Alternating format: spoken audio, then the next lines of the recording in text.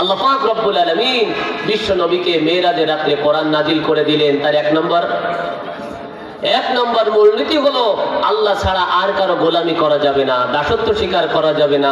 দ্বিতীয় নম্বর মূলনীতি হলো তোমরা তোমাদের পিতামাতার সাথে উত্তম আচরণ করবে। ঘোষণাটি কার? আল্লাহর।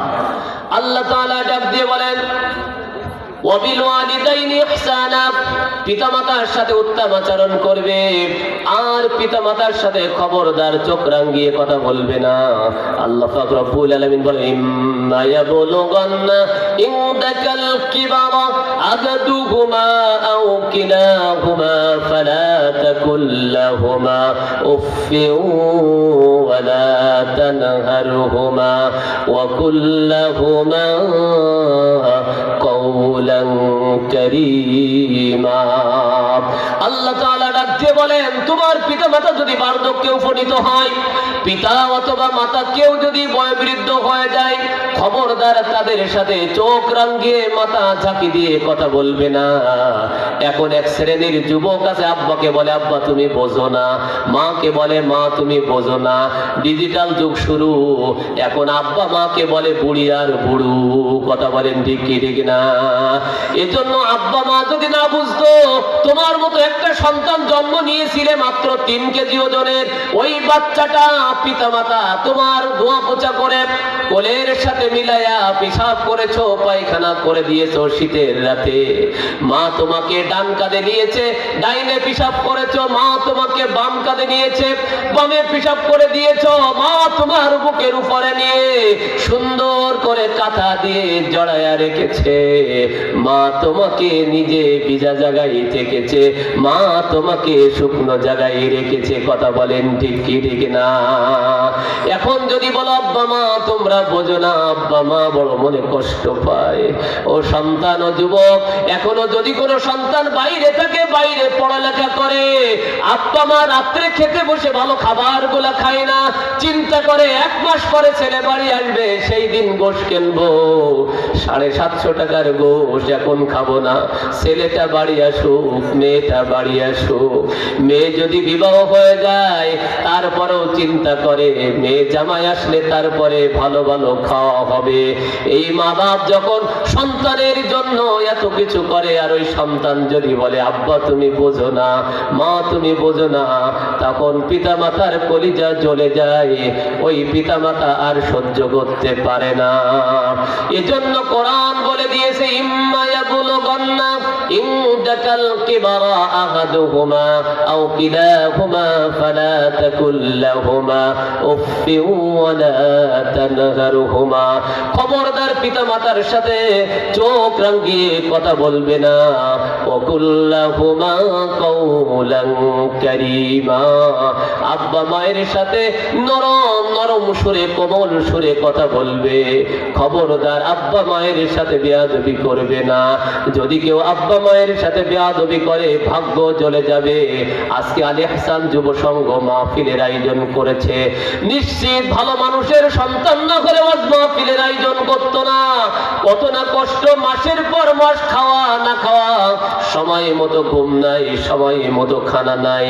এত সুন্দর মাহফিলের আয়োজন করেছে, পাশে মসজিদ, তাদের উদ্দেশ্য হলো মসজিদের উন্নয়ন কল্পে মাহফিল করেছে।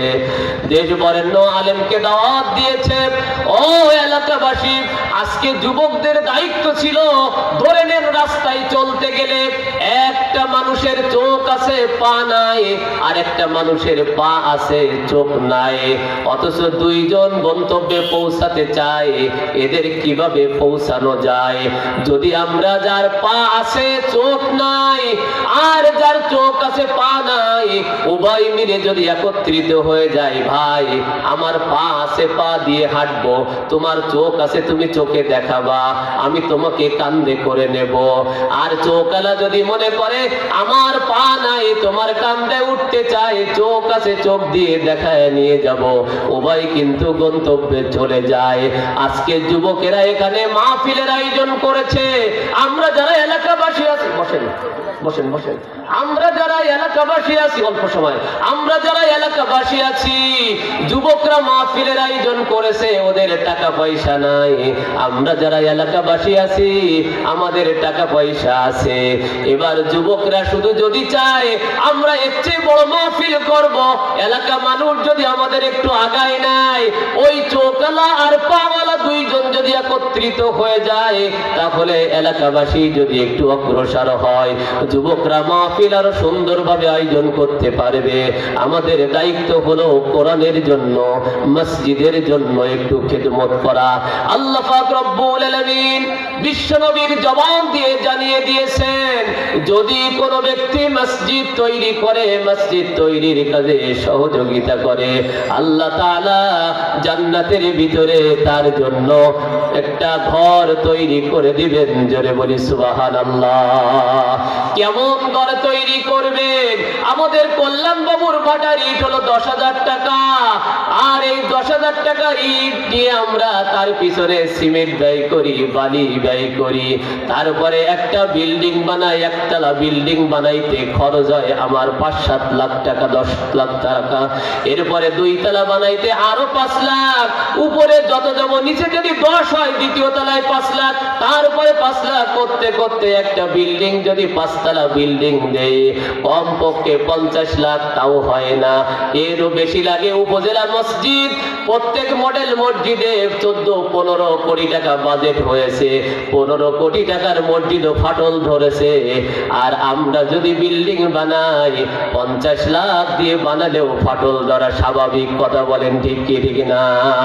আল্লাহ তাআলা বিশ্ব নবীর জবান দিয়ে ঘোষণা করেন, যদি কেউ মসজিদ তৈরি করে আর ওই ব্যক্তির জন্য একটা স্বর্ণের ইট আমি লাগিয়ে দিব, তারপরে একটা রূপার ইট লাগিয়ে দিব, তারপরে আবার স্বর্ণের ইট দিব, আবার রূপার ইট দিব, আমি মালিক আল্লাহ আমার ওই বান্দাকে ঠকাবো না, ঠকাবো না।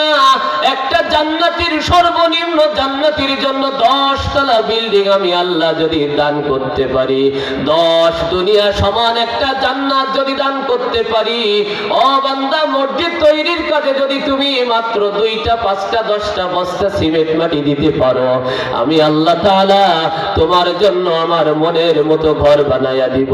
একটু জোরে জোরে বলি সুবহানাল্লাহ। এজন্য মসজিদ তৈরি করতে রাজি আছি কারা কারা? দুহাত তুলে দেখায়, নারায়ে তাকবীর। আল্লাহ তুমি কবুল করে নাও, মালিক আল্লাহ কবুল করে নাও। মসজিদ তৈরির ওয়াদা যারা করেছে দান করার তৌফিক দান করে দাও। আল্লাহ তুমি যে আমাদের ঘর বানাইবা, কয়তলা দিবা তা তো আমরা জানি না। বিশ্ব নবীর জবান দিয়ে বলেছে, শুনে রাখো, মুবারকপুর মসজিদের মাহফিল ছিল, তোমরা দান করেছিলে, আমি আল্লাহ ঘর বানানোর ওয়াদা করেছিলাম, কয়তলা বিল্ডিং দেব, কয়তলা বিল্ডিং দেব সেও ঘোষণা আমি আল্লাহ তোমাদের দিতে চাই। যদি তোমরা মসজিদে বসে বসে সূরা ফাতিহা মুখস্থ করতে পারো, সূরা ফাতিহার ভিতরে 7টা আয়াত রয়েছে, আমি আল্লাহ তোমাদের জন্য 7 তলা বিশিষ্ট বিল্ডিং দেব। জোরে বলি সুবহানাল্লাহ। তোমরা যদি ছোট ছোট সূরাগুলো মুখস্থ করতে পারো, সূরা ইখলাস, কুল হুয়াল্লাহু আহাদ সূরা যদি মুখস্থ করতে পারো, এই সূরা কুল হুয়াল্লাহু আহাদ সূরা যদি আমাকে শোনাইতে পারো, আমি 4 তলা বিশিষ্ট একটা বিল্ডিং দেব।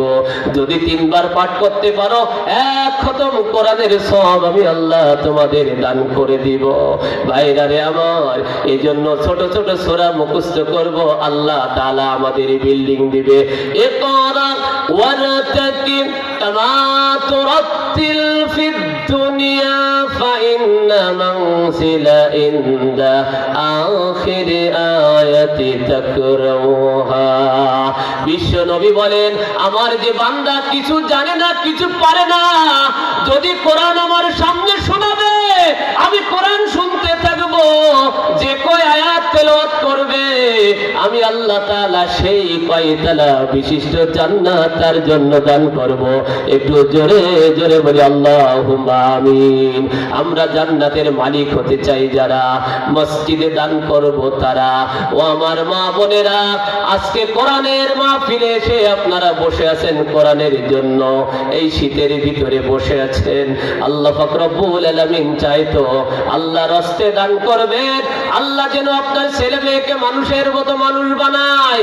আল ইহসান যুব সংঘের মতো আপনার ছেলেটা হয়ে যাক, ছেলের চাকরি হয়ে যাক, ব্যবসা হয়ে যাক।